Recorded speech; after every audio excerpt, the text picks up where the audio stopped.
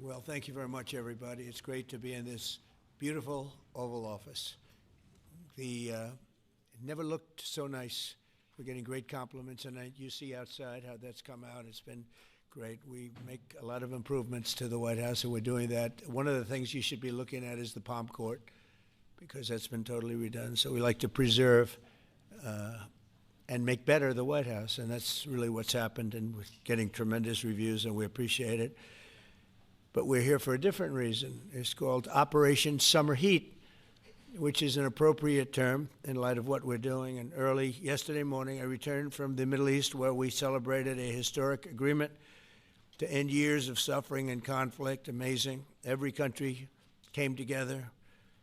I mean, even the enemies came out and totally endorsed it. Everybody, I've never seen anything like it. Nobody's seen anything like it. And just as we are forging peace and stability abroad, we're also restoring peace and safety and stability at home. And you see that in Washington, D.C., maybe better than any place, because we got there, and within 12 days it was very good. And within 30 days, it's been as safe as any city in the country. It's been great. Took out 1,700 people, got them out. These are career criminals in many cases, and people that shouldn't have been allowed in by the Biden administration. Historically, the summer months have been a time when violent crime soar, as you know, but not under President Trump. Today, we're announcing the results of a sweeping law enforcement effort known as Operation Summer Heat. We were in many cities that people didn't know about. We kept it a little quiet, and it had a big impact, and you'll hear that in a second. But over the past few months, FBI offices in all 50 states made crushing violent crime a top enforcement priority. That's what they did, rounding up and arresting thousands of the most violent and dangerous criminals. And these are among the most dangerous and violent people in the world. They were allowed, in many cases, not in all cases, but in many cases, they were allowed in by a very foolish, actually stupid, open border policy. Just anybody could have come in. They emptied out their jails, their prisons, their mental institutions. They emptied them into our country. And the people behind me have done an incredible job, because if we didn't have that administration, it would have been so much easier. They allowed millions of people in this country that shouldn't have been allowed, including over 11,000 murderers, half of whom murdered more than one person. And many of them are gone now, or they're put in prison, because we don't want to have them come back. So we literally put them in our prison, which we don't want to do. But we bring them back to their countries. Working with state and local partners, the FBI arrested over 8,000 violent criminals during the course of this period. In major cities like in New Orleans, Nashville, we saw a 250% increase in arrests. And we really went after the bad ones. These include 725 individuals wanted for violent crimes against children and murderers. These arrests are in addition to the work of our historic federal task forces.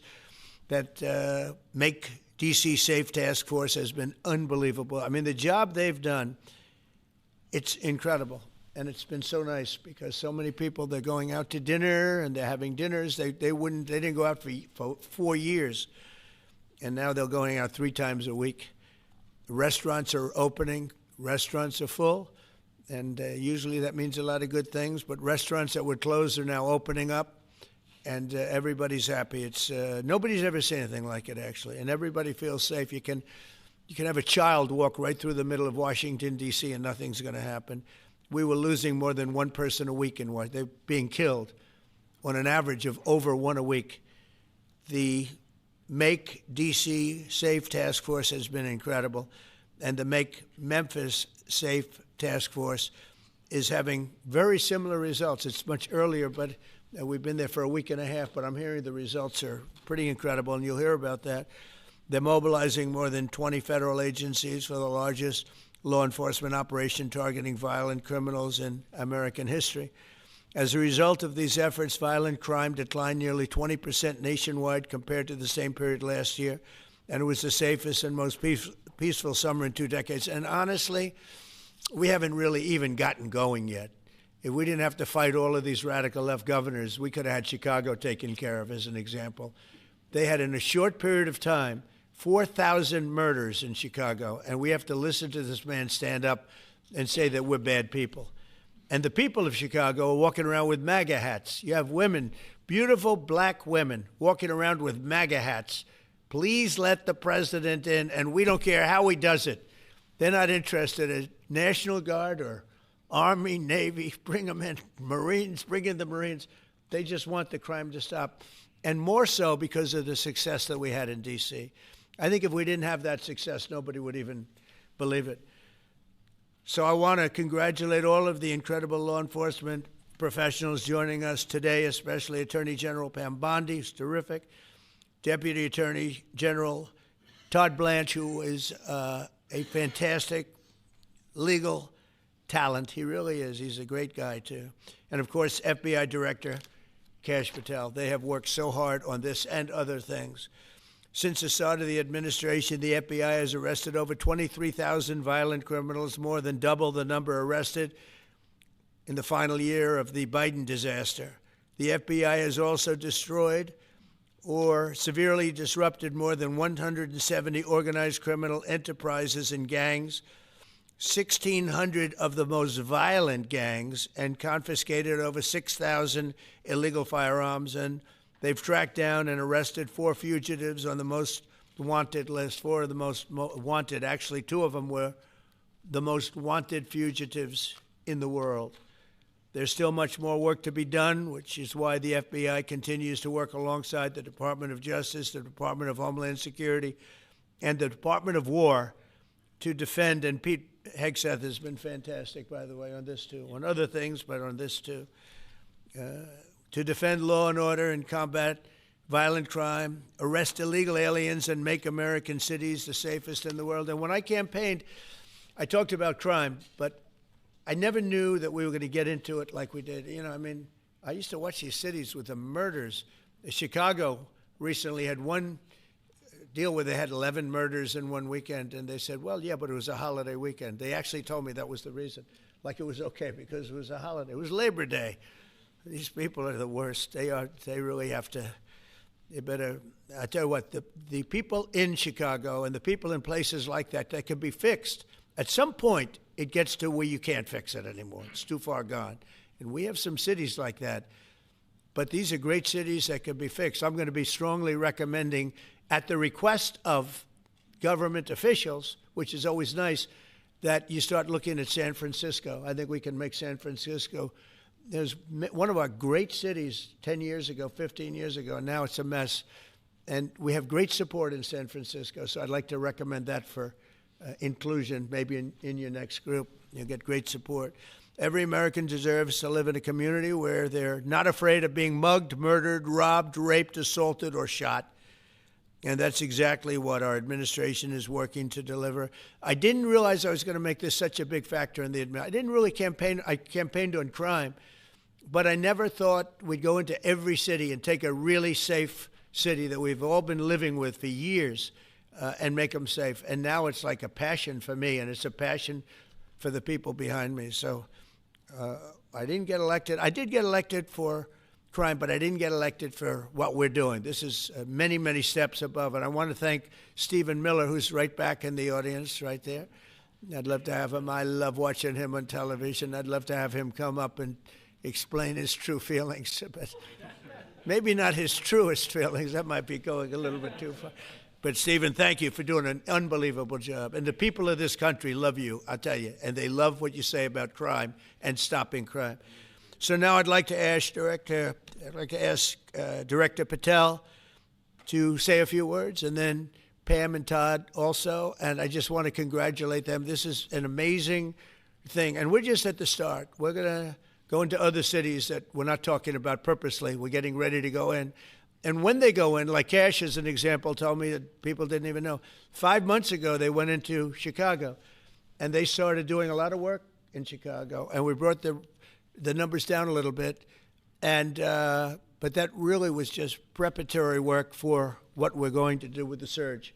We're going to have a surge of strong, good people, patriots, and they're going to go in, they straighten it all out. So a lot of these cities we're already working on, but we don't do it with a big flavor.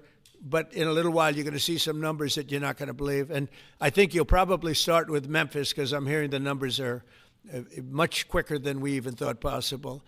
But again, D.C. it speaks for itself. Chicago is going to be okay. We're going to save Chicago.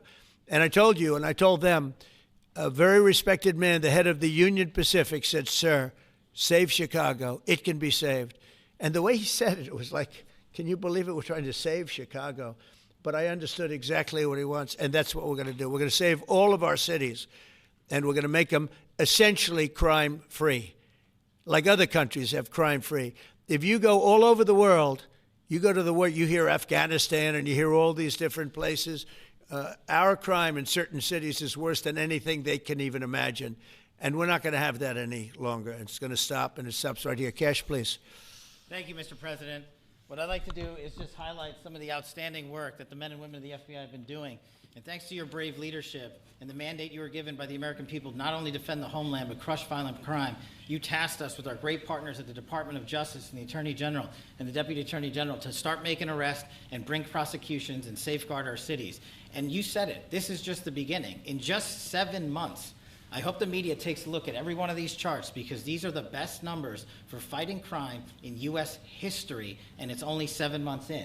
And to do that, our vehicle to do it of choice was Operation Summer Heat, which the FBI architected to go after violent criminals. And in just a 3-month span, you had 8,700 arrests of violent criminals.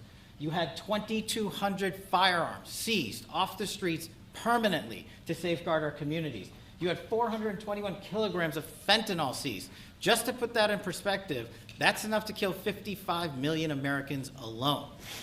You had 45,000 kilograms of cocaine seized, and thanks to our Department of Justice partners, you had 2,100 indictments in 3 months, from June to September alone. Mr. President, that in and of itself would be historic for a 4-year presidency. You did that in 7 months because you let good cops be cops, and you partnered us with the right people at the Department of Justice to put the handcuffs on and bring them to court and put them in prison. And if that weren't enough, when you look at the year, for the entire 7-month period that we're talking about here, if you look at the past 4 years of the Biden administration, 16,000, 17,000, 15,000, 15,000.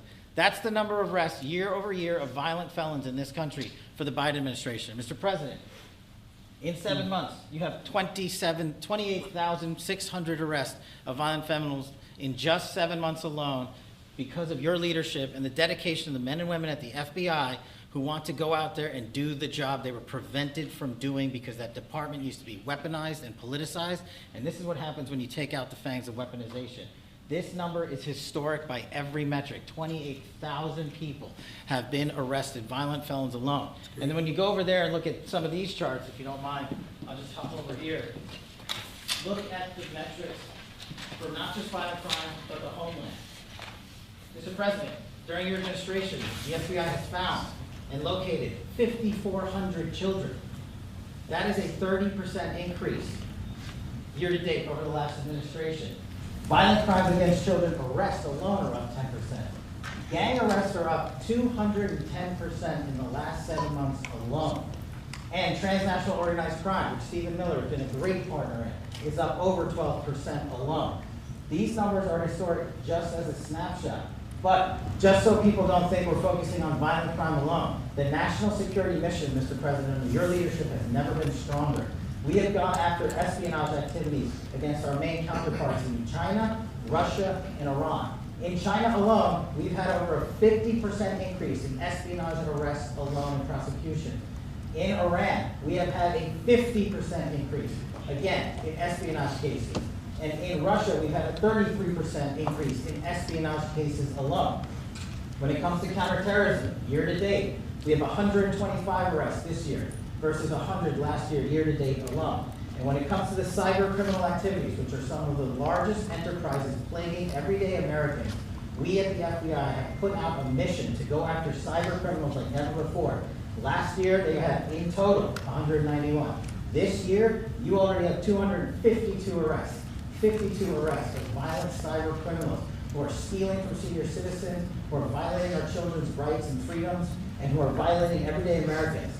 These programs are record. And two of the things I'll finish with that I'm most proud of, Mr. President, this FBI. Fentanyl. As you know, it's a scourge that is killing our youth, 100,000 plus a year. To date, the FBI has seized 1,900 kilograms of fentanyl. That's enough lethal doses to kill 127 million Americans alone, to date. And if that weren't enough, Mr. President, you said we have to go after the worst of the worst. And you empowered our Department of Justice, our Attorney General, Deputy Attorney General, and the Deputy Director at the FBI, led the charge, not just on summer heat, but he also led the charge to the FBI's 10 most wanted fugitives. These people have been on the run for years. And in 7 months, you captured not 1, not 2, not 3, but 4 of the FBI's most top 10 fugitives. 4. And just to put that in perspective, Mr. President, the Biden administration captured 4 in all of 4 years. You're on 7, and we're going to get to 10. We're going to get to 10 of 10. This includes a lady who murdered her 6-year-old handicapped child and fled to India. We got her in 2 months. This includes a narco trafficker. This includes a sex trafficker. This includes another first-degree murderer and gangbang. These people were on the run because of the prior administration's reckless policies that destroyed our communities. And you came in and with a mandate said, go after the worst of the worst. This is just the beginning. This is what happens when you let good cops be good cops at the FBI. Mr. President, I just want to thank you for your incredible leadership, our brave partnership with prosecutors who know how to bring cases and make sure these arrests stick. And that's what the Attorney General and the Deputy Attorney General have led the charge across this country. Because arrests without prosecutions are meaningless. We are deterring criminals from doing this activity. We are preventing criminals from coming into America. And we are absolutely crushing violent crime and federal reform and defending this homeland, sir. And not to mention, I almost forgot this one. It took you, sir, 2 weeks to get the Abbey Gate bomber. Joe Biden had 4 years to look for him. You got him in 2 weeks, thanks to the interagency effort by the FBI and the CIA, went to Pakistan, and now 13 brave warriors who were sentenced to murder because of disastrous Afghanistan withdrawal. They have justice, their families have a peace of mind, and we're going to continue to find the others, Mr. President. On behalf of the FBI, sir, I just want to thank you. Thank you very much, Pierce. Great job. Very good. Very impressive. Pam, would you like to say something, please? President Trump, the men and women of law enforcement say 2 things to me repeatedly. First, you have taken the handcuffs off them and let them do their jobs, and you let cops be cops. That's why all this is happening. The director, the deputy director are working around the clock. All of these great men and women in the FBI, they have families at home, and they are working during a government shutdown right now. Many of them have small children. Many of them, I was talking to an agent this morning, many of them have babies at home, and they are working around the clock to not only keep our country, but our world safe. And that's what Operation Summer Heat did. Thank you, Director, and to the Deputy Director for everything you did on behalf of the Department of Justice, and you're going to continue to keep doing. And they set the stage for what we're doing in Memphis. You're going to hear a lot more about that, our joint task force next week, but they set the stage for Memphis. And last night alone in Memphis, there were almost 70 arrests. There were 12 guns seized, and there was a 70-year-old man arrested as a result of our operation in Memphis who raped a child under the age of 3. That one case makes everything we're doing worthwhile. So thank you all for being here on behalf of both of us. Thank you, President Trump. Thank you. Todd, do you want to say something? Sure. Thank you, Mr. President. So this is a great day, and I think there's stats that the director talked about which are important, but I want to give 2 examples of what Summer Heat has done that actually will apply hopefully to everybody in this room. The first is for over 4 years during the last administration, there was a hotel in a town, the middle of a town in Alaska, that was being run as a drug den. There were over 1,000 calls to 911 over 4.5 year period. There were multiple violent crimes, drug dealers, overdoses, and murders at this one hotel, ruining a community. Summer Heat went in there. It's not only arrested all the participants that were controlling the hotel, but seized the hotel. And so that's one example of what Summer Heat means to everyday Americans that just want to live in peace. The second example is a large narcotics trafficking group that was selling fentanyl in the state of Washington. They were shipping fentanyl and using commercial aircraft, putting fentanyl pills and powder in suitcases, flying them from the southwest border, mostly Arizona, all the way to Washington. It had been going on for an extremely long time, and the entire organization was arrested. And I say those 2 examples because it's easy to look at the board and see 1,000 arrests, how much different is our communities now compared to the past 4 years? But there's actual life examples. Every one of these arrests means that our streets are safer, and that's because of the work of this administration, of President Trump and Director Patel. So I will tell you, Attorney General Bondi and I are together every day with Director Patel, figuring out ways that we can continue to do this work, and it's not going to stop. Like the Attorney General said, and like the President said, this is just the beginning, or phase one, or a start, whatever you want to say, but it will continue on. So thank you, Mr. President, and thank you very much, Director Patel. And Mr. President, just one last thank you from the men and women at the FBI. You found a way to get these individuals paid during a government shutdown, our 1811 agents. So on behalf of the FBI, it's a great debt that we owe you, sir. They're now allowed to pay for their families, so thank you. And the military. Good. That's right. Thank you. Okay, thank you very much. Any questions, please? Brian, go ahead. Mr. President, first of all, I know the feedback I'm getting from the American people, they want to say thank you. Law and order is not an option in this country. It's a mandate. So I know the American people thank you for that. In terms of the guns that have been taken off the street, do you have a number of how many guns were taken away from someone that had a prior felony or a previous crime that perhaps we can prosecute that? Because I know that wasn't the case under Joe Biden. We don't take guns off the streets of people that are allowed to have guns. So every gun that we're taking off the street is because it belongs to somebody who is not allowed to have it. Could be a felon, could be somebody who hears illegally. There's all sorts of conditions. But if there's a gun taken off the streets by the FBI, it's because the person who has it is not allowed to. It's not somebody who's lawfully allowed to have it. So every single one of those guns were taken off of people that aren't allowed to have them. And not including the FBI, all of the other agencies. ATF alone, since January 20th, has removed over 25,000 illegal guns off our streets, just since President Trump's been in office. And Mr. President, if I could follow up on that, could there be any further conversation to have national concealed carry applied to actual DC? Like if you had a driver's license in Texas and you had a permit, of course you could drive. Well, as you know, they've been talking about that for a long time. It's an interesting question. A lot of people feel strongly both ways, but we are talking about that, Brian. Thank you. Mr. President, on Venezuelan boats, I want to ask you, why not have the Coast Guard stop them, which it is empowered by law to do? You know, this way you can confirm who's on the boat and ensure that they're doing what you suspect. Because we've been doing that for 30 years, and it has been totally ineffective. They have faster boats. Some of these boats are seriously, I mean, they're world-class speedboats, but they're not faster than missiles. But we've been trying to do that for years, and so much of the drugs, 25-30%, would come in through the seas. Right now we have, I would say, none coming in through the seas. In fact, I don't know about the fishing industry. If you want to go fishing, a lot of people aren't deciding to even go fishing. We've almost totally stopped it by sea. Now we'll stop it by land. What's the next But step? it never worked. It never worked when you did it in a very politically correct manner. What's the next step in this war on cartels, and are you considering options, are you considering strikes on land? Well, I don't want to tell you exactly, but we are certainly looking at land now because we've got the sea very well under control. We've had a couple of days where there isn't a boat to be found. And that, I view that as a good thing, not a bad thing. But we had tremendous amounts coming in by boats, by very expensive boats. You know, they have a lot of money, very fast, very expensive boats that were pretty big. And the way you look at it is every boat that we knock out, we save 25,000 American lives. So every time you see a boat and you feel badly, you say, wow, that's rough. It is rough, but if you lose 3 people and save 25,000 people, these are people that are killing our population. Every boat is saving 25,000 lives, and you can see it. The boats get hit, and you see that fentanyl all over the ocean. It's like floating in bags. It's all over the place, and it's a tremendous. We're saving tremendous amounts of lives. Yeah, Mr. please. President, on that issue, I know you've talked about, I have a question for you, and then I also have a question for Director Patel.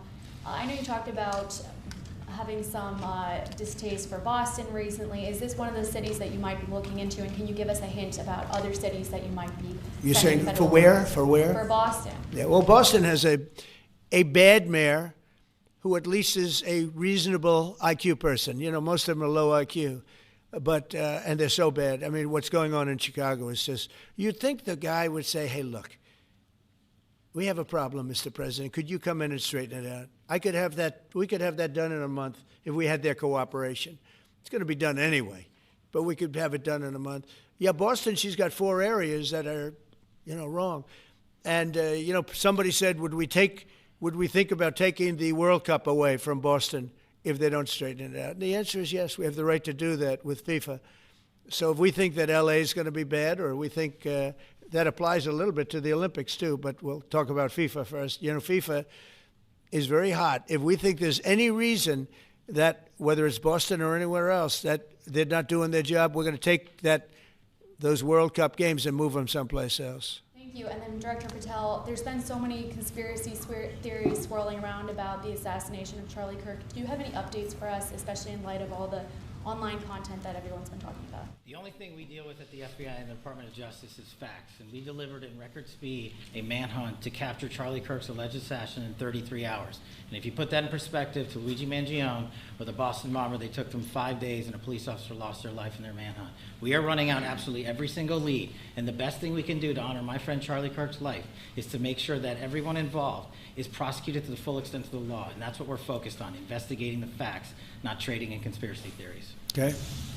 Mr. President, thank you so much. Thank you. In light of China's export curbs on rare earths, do you view India as a reliable partner going forward? And are you planning to meet Prime Minister Modi in Malaysia? Are you open to talks in terms of Yeah, trade? sure. He's a friend of mine. We have a great relationship. He just said that 2 days ago, as you know. We have a great relationship. No, we were not happy with him buying oil from Russia, because that lets Russia continue on with this ridiculous war where they've lost 1.5 million people, by the way. Russia's lost 1.5 million people, soldiers mostly. This is a war that should have never started, but it's a war that Russia should have won in the first week, and they're going into the 4th year. And I want to see it stop. So I was not happy that India was buying oil. And he assured me today that they will not be buying oil from Russia. That's a big stop. Now I got to get China to do the same thing. That is relatively easy compared to what we just did over the last week in the Middle East. Middle East was 3,000 years, and we got it done. This is 3 years, and I think we'll get it done. I think that President Putin, I think he wants to get it done. We'll see. There's a great animosity between him and Zelensky. You probably have noticed, right? And I think it's hurting the process. Yeah, please. Mr. President, thank you. Curious, why did you authorize the CIA to go into Venezuela? And is there more information you can share about these strikes on the alleged Well, I can't drug do busts in that, the but Caribbean? I authorized for 2 reasons, really. Number one, they have emptied their prisons into the United States of America. They came in through the border. They came in because we had an open border policy. And as soon as I heard that, I said, a lot of these countries, they're not the only country, but they're the worst abuser.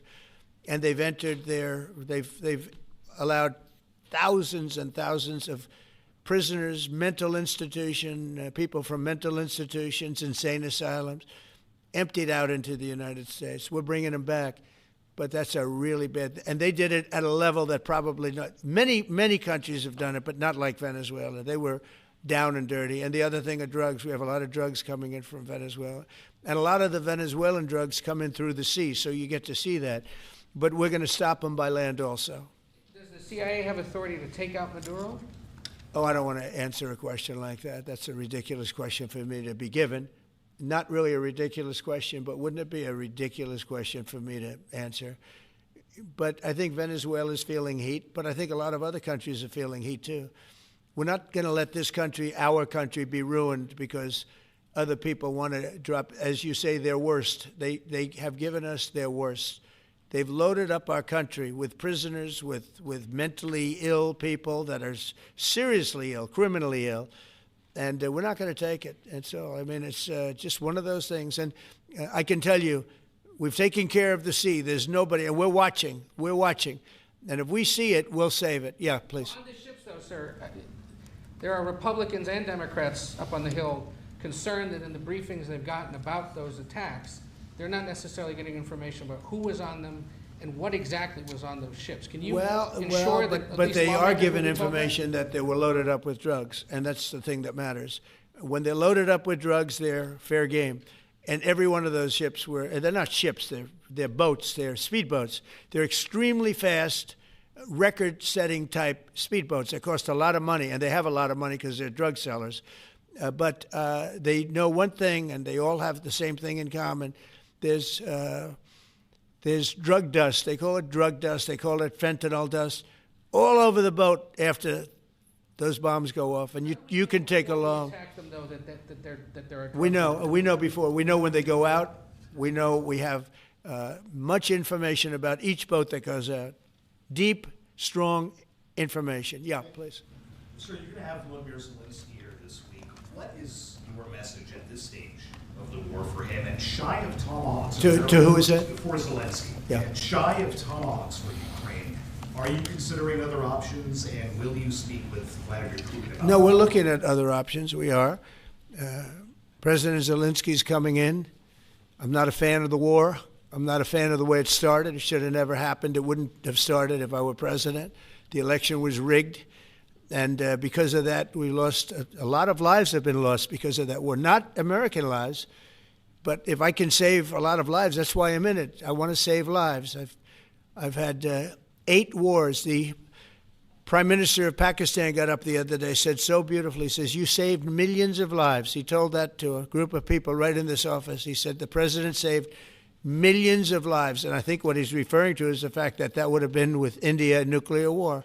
That was getting very close. 7 planes, they don't talk about it, but 7 aircraft were shot down. In fact, we have the new ambassador to India right here.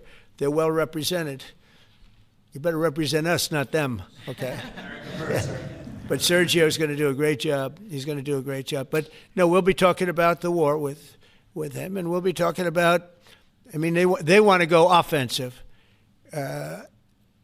I'll make a determination on that, but they would like to go offensive, you know that, and we'll have to make a determination. Can I follow up the question? Given you have the FBI director and attorney general here today, Jim Jordan has asked Jack Smith to appear in front of the House Judiciary. You mean deranged, Jack? He's a deranged individual, yeah. He's asked him to. Well, they should. I'm surprised it takes so long. We're talking about violent crime. What about the crime against a political opponent? That's what we have to talk about, too. Jordan would like to understand the full extent to which the Biden-Harris Justice Department weaponized federal law enforcement. What do you think the committee will find out, Mr. Smith? I think it was the worst weaponization of a political opponent in the history of the world, let alone this country. And I hope that everybody's, they're involved in it. I'm not. I'm the one that had to suffer through it and ultimately win. But what they did was criminal. Deranged Jack Smith, in my opinion, is a criminal.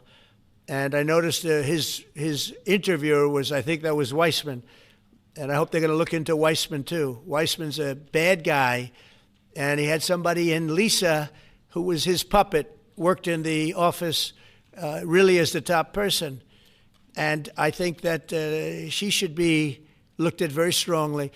There was tremendous criminal activity having to do. If we don't have fair elections in this country, we're not going to have a country.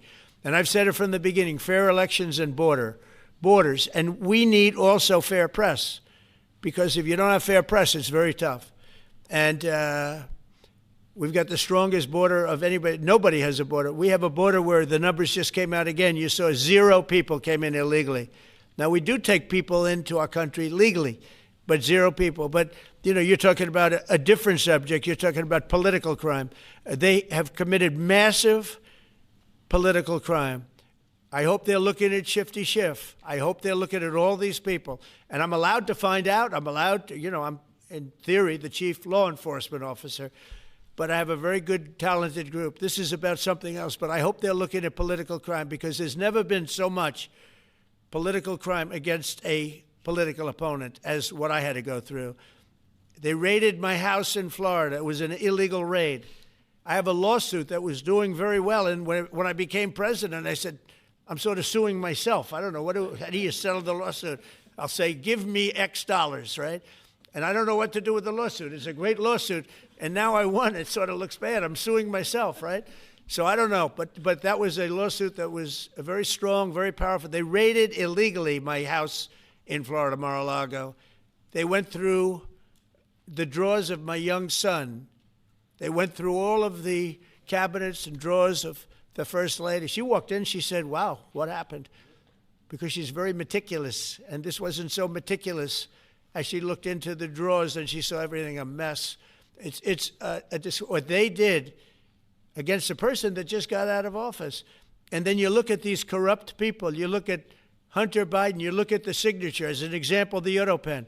I just signed so many different things. An admiral, a four-star general. I'm signing them left and right, the commissions. And by the way, I want to compliment John Thune and also Mike, our great speaker.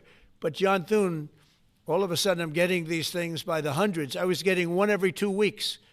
It would have been 4 years before you got them in more. You would have had some that didn't even get in, all because of Democrat obstruction. So John Thune did a great job. I must have signed 200 into the administration. We're just about caught up. It's amazing. And so compliments to John. He had to do some things that were very tough to do that he didn't want to do, but he was forced to do it by the Democrats. And as far as the shutdown's concerned, this is a Democrat Schumer shutdown.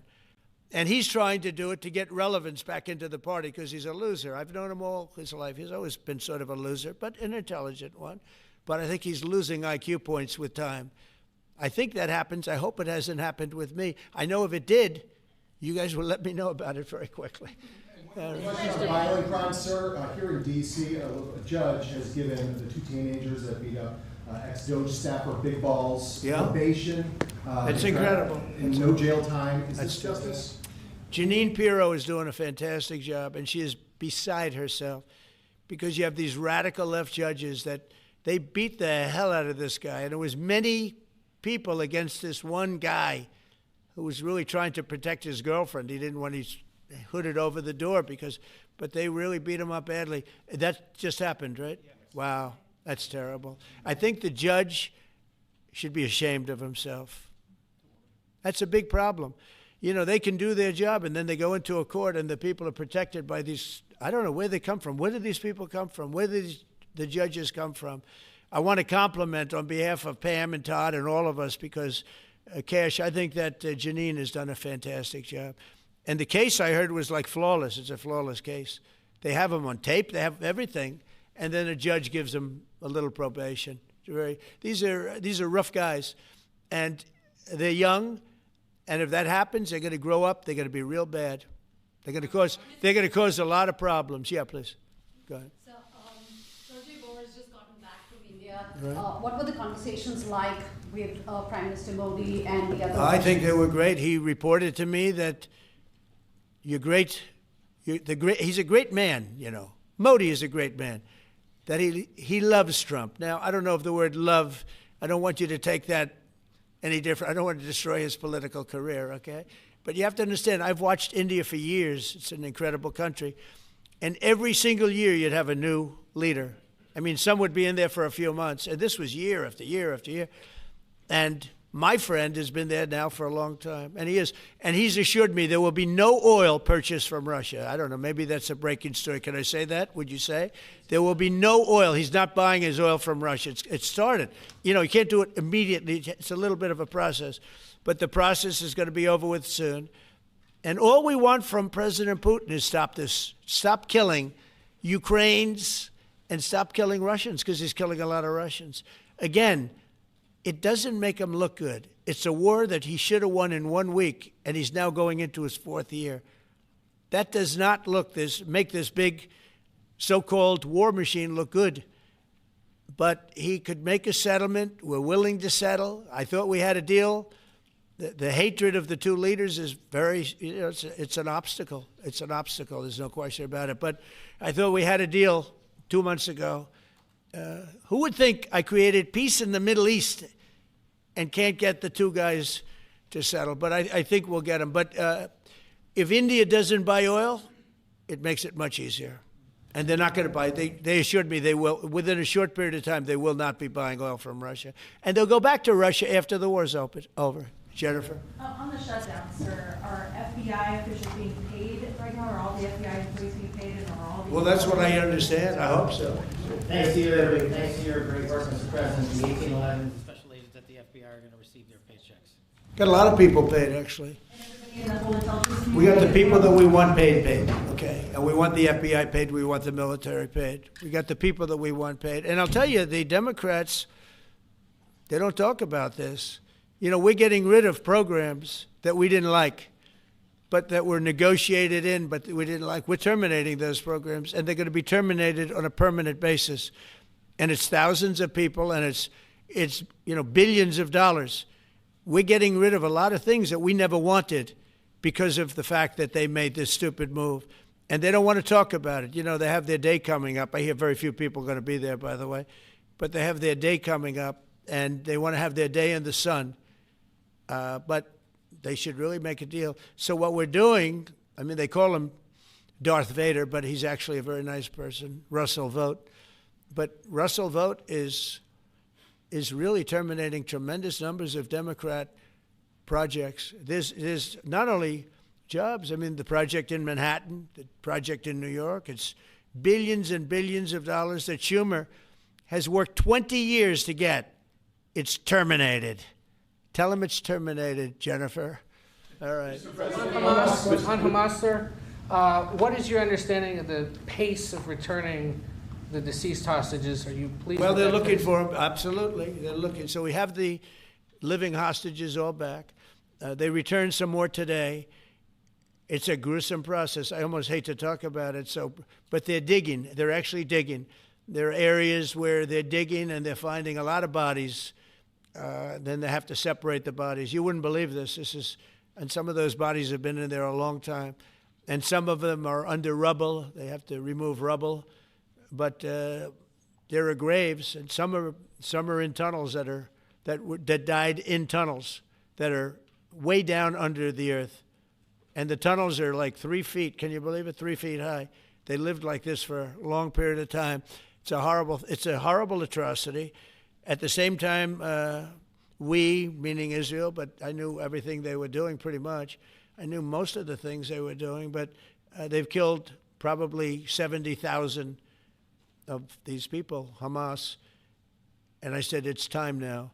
So we'll see what happens. We'll also see what happens. Your next question is going to be the weapons. We want the weapons to be given up, sacrificed, and they've agreed to do it. Now they have to do it. And if they don't do it, we'll do it. We had the head of CENTCOM today suggest that Hamas needs to hurry up and disarm and follow your comprehensive plan. Yeah. That it was the head of CENTCOM saying that. Is that not a signal to Hamas, to the rest of the world, that at some point the U.S. military may more directly engage? We won't need the U.S. military. We won't need it. Why not just yield? Because we're very much involved in it. If we weren't involved, there wouldn't be peace.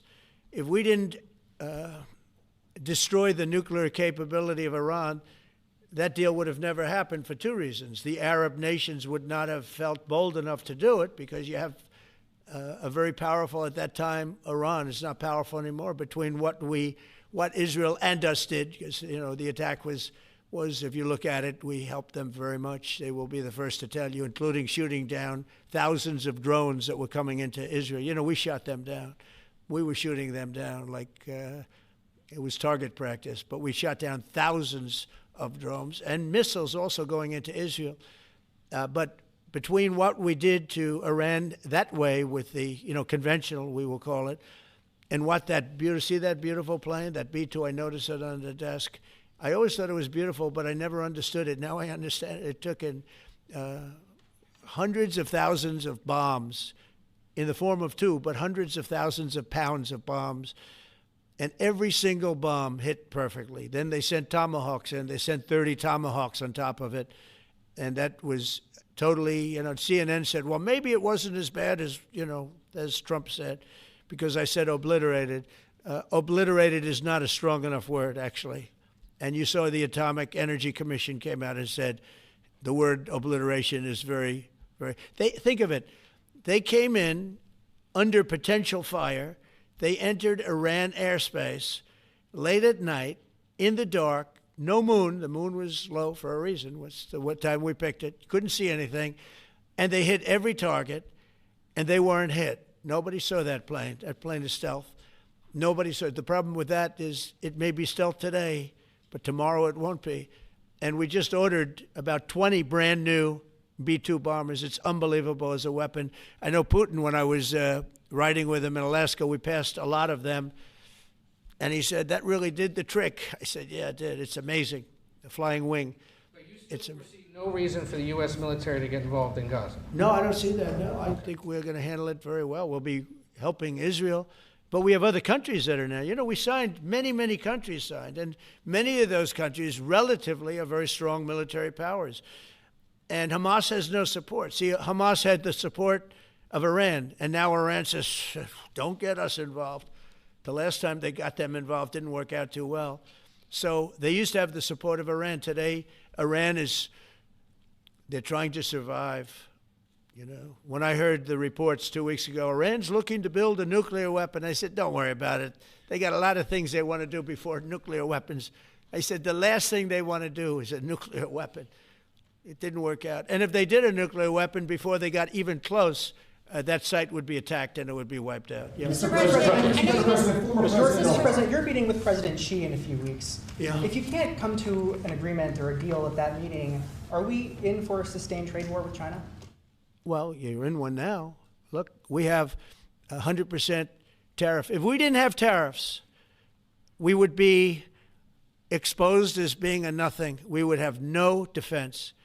You know, they've used tariffs on us, but we've never had anybody sitting in that chair that felt the need to do it. And they've allowed us to be $37 trillion in debt, et cetera, et cetera. Tariffs are a very important tool for our defense, for our national security. If we don't have tariffs, we're not going to have national security. As an example, if you look at Pakistan and Iran, I told them I was in the midst of negotiating a trade deal with Iran, and Pakistan was going to be in line. And because of tariffs, they all want to negotiate much differently. We're making a good deal. And then I heard that they're shooting at each other. And I said during one of my conversations, are you guys going to go to war? Two nuclear powers we are thinking about. I said, here's the deal. You go to war, I'm going to put a 200% tariff. I'm going to stop you from doing any business in the United States. I said it to both of them. Within 24 hours, the war ended. That would have been a nuclear war. And again, the Prime Minister of Pakistan, who was here 2 weeks ago, said that man saved many millions of lives in front of a whole group of people because he thought it was going to be war. But when it came to war or having to pay massive tariffs, the tariffs overrode. That's why it's so important. Not only the money, we're taking in trillions of dollars, not only the money, the power to keep peace, the power to be used for good is enormous. But a lot of people didn't understand tariffs. It's also made us very rich. We have a big case coming up in the Supreme Court, and I will tell you, that's one of the most important cases in the history of our country. Because if we don't win that case, we will be a weakened, troubled, financial mess for many, many years to come. I don't even know if survivable is a good term. And if we do, we're going to be the most powerful economic country in the world. And all we're doing is using them as a defense against what took place for many years. China would charge us tariffs. It was incredible, but we weren't allowed to charge. And we're allowed to do whatever we want. We just had presidents that didn't want to do it for whatever reason.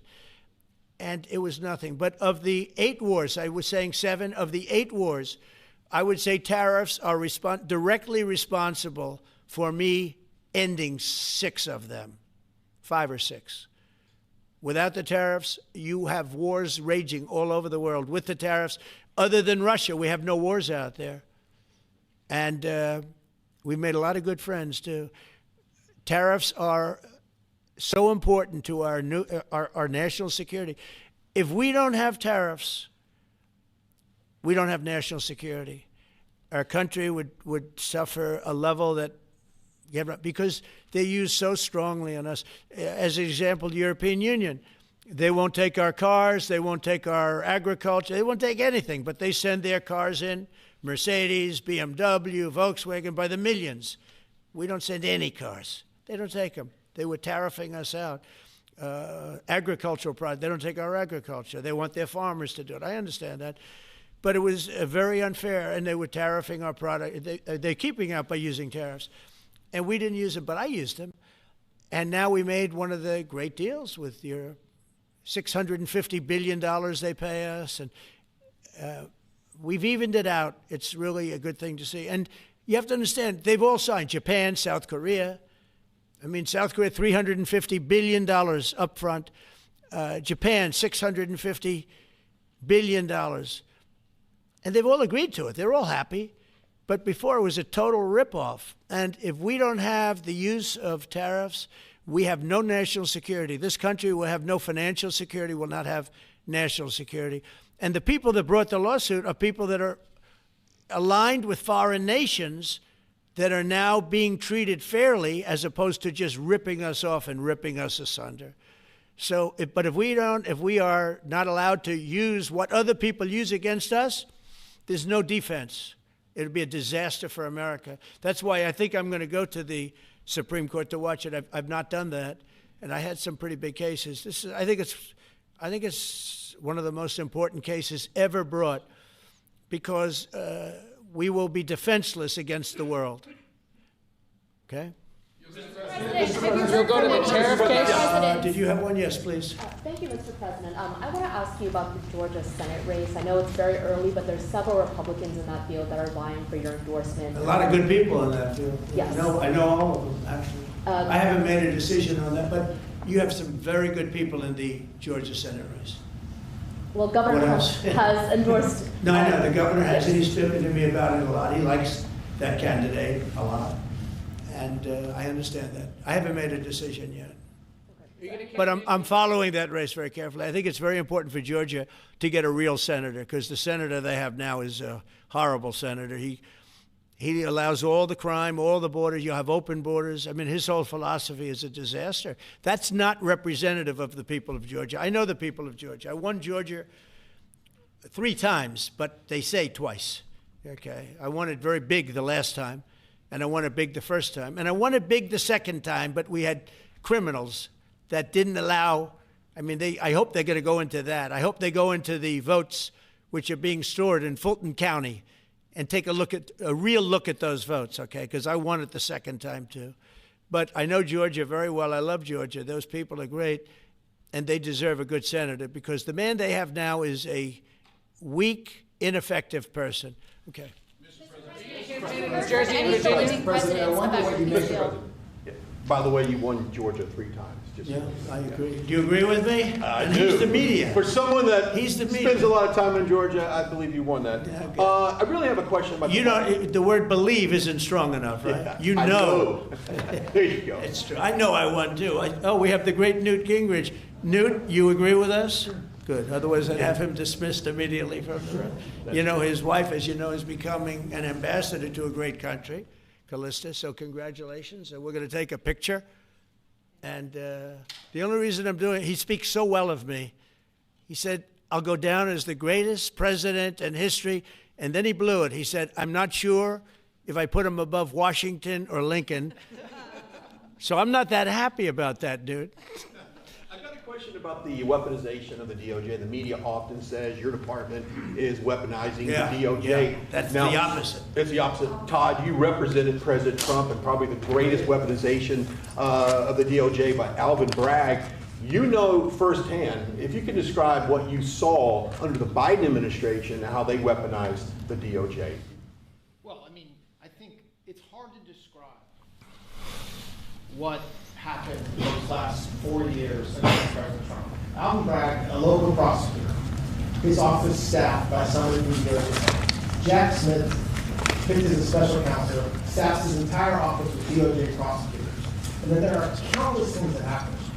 All in writing, most of them on the docket, that require no explanation except a complete abomination of the place that the Attorney General might own now and Director Patel. So when people talk about this department weaponizing, it's embarrassing. Because there's no scenario in which you can look at what we're doing, restoring justice, doing the right thing in every single case, and say that that's weaponization, and yet remain eerily silent about what happened for the past 3 years. You read these articles and giggle, because it cannot be true that people really think that what they did to him, not once, not twice, I'm still counting 3, 4 times, but we're the ones that are weaponizing. So this man is not weaponizing the Department of Justice. We're not weaponizing the Department of Justice. It's the opposite. And also, nobody questions what I'm saying because it's true, because we all lived the past 4 years. So listen. They never want to bring up the details. But I watch the fake news, and oh, he's weaponized. And he wants to send them to prison. He wants all this. They indicted me like 5 times. I took a mugshot. Who would have thought it turned out to my favor? Because it was a good shot. But I had to take a mugshot. It's right out there on the door. New York Post, front page of every paper in the world. I had a mugshot. They wanted to send me. Nobody says that. They say, he's acting very, very tough. He's acting unfair. Let me tell you, if they've been nice to anybody, it's to those criminals, because they are so good having to do with all of the things we're talking about today with violent crime. But if anything, I think this Justice Department has been so respectful of the law, because the other Justice Department with Rita or Lisa and all of that scum, real scum, what they did to the political opponent of a guy that has a seriously low IQ. Now, in his case, it was low based on his career, but it got real low, okay? It was descending rapidly. But what they did to go after his political opponent is legendary, worse than any third world country, banana republic. And what we're doing is nothing. Are you kidding? Nothing. They write stories. Why aren't they doing this? And we'll leave. I don't have to leave it up to them, but I choose to at this moment at least. But there's never been anybody treated in the history of politics. You know, they say the 2 worst treated presidents by the media, etc., was that man right there, the late, great Abraham Lincoln, and this guy right there, Andrew Jackson. They say Andrew Jackson was treated terribly. They give him number 1 and number 2, but that was before I came along, Newt. I say I have number 1 times 10. Nobody's been treated like I've been treated. And I did a great job. You know, we had a great first term. And we had one of the most successful economies in history, et cetera. I rebuilt the military. We did a tremendous amount. The last part, we had a horrible thing called COVID, and we handled that well. We made ventilators for nations all over the world. We did a great job. Probably never get credit for it. Look at the therapeutics, the Regeneron, all the different things, the vaccines, all the things we did. We did a great job, but we had to focus on that. But we had the best economy in the history of our country. We're blowing it away right now. Look at the stock market. It hit another all-time high today. That's 48 days out of the few days that I've served. 48 days have already hit record highs. And we have, maybe most importantly, the number, we have now, I was saying 17, it's over $18 trillion is being poured into our country. It's because of the election and because of tariffs. Without the tariffs, you wouldn't have probably 18 cents. It's because of the tariffs, because there are no tariffs if they build in our country. And they understand that. So we have medical companies coming over. We have the AI. We're dominating China in AI. Everybody said that's impossible. We're dominating. I'm letting these massive plants build their own electric generating plants. They're becoming utilities in addition to everything. Maybe they'll make more money with that. Who knows? But they're building their own electric because we have an old grid. You wouldn't be able to do that. And we're dominating China. We're dominating with AI, which seems to be the new big thing. That's the new internet. That's the new whatever. So we're very happy with the job we're doing. I'm very happy with the job they're doing. But when you tell me about attacking a political opponent, there's never been, and I'm a legitimate opponent. I watched my son. He's got the #1 best-selling book now. My son, Eric, is a wonderful kid. That guy spent so much time with subpoenas. He got more subpoenas than anybody in the history of our country. Think of it. And he's an innocent, good boy. He's a good kid. He's always been a good kid. All of my children are good. They went through hell. My children went through federal grand juries on a hoax.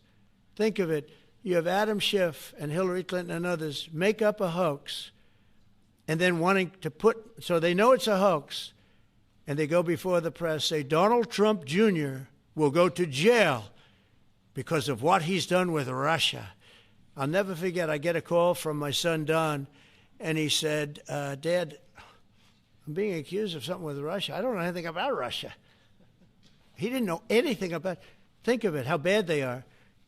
They say he'll go to prison for the rest of his life. He knew nothing about it. On a hoax, the Russian hoax, Russia hoax, on a story that they made up. And they made it up in order to explain why Hillary Clinton lost an election that she lost by pretty good numbers. The second one, actually the second one was even better, but the third one, this one was too big to rig. It was just too big to rig. They would have rigged. They tried to rig it. But think of it. They want to send my children to jail, but they were after Don in particular. I'll never forget Adam Shifty Schiff, a total crooked guy, lying in Congress, making up a phone conversation that I have with you, totally made up. Then when he heard it was taped, he wanted to disappear. And Nancy Pelosi went crazy because they wanted to impeach me based on the conversation that was made up. When they heard the tape, everybody, I won it unanimously in the Republican Party. I got every single vote, something that never happens, and I beat it. But think of it, they want to put my son in jail for something that they made up. So they know they made it up. And they say he will serve the rest of his life in prison. These are sick, bad people. And don't tell me about us going after them. If anything, we've been very, very soft. I wouldn't be that soft, I'll tell you that. Thank you very much, everybody. Let's talk. Thank you very much. It's going to be built.